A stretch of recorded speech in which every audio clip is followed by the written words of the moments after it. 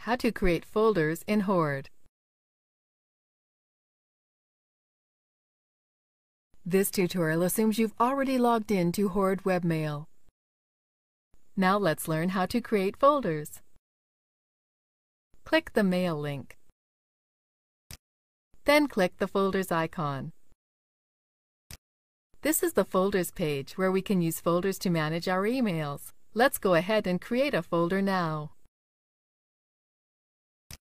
Select the Create Folder option.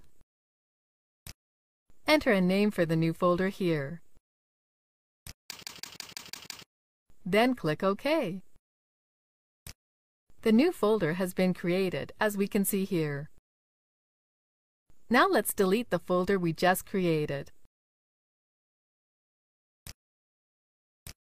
Click the Delete Folder option. Then click Delete Selected Folders. The new folder has been deleted. We can return to this screen to create additional folders at any time.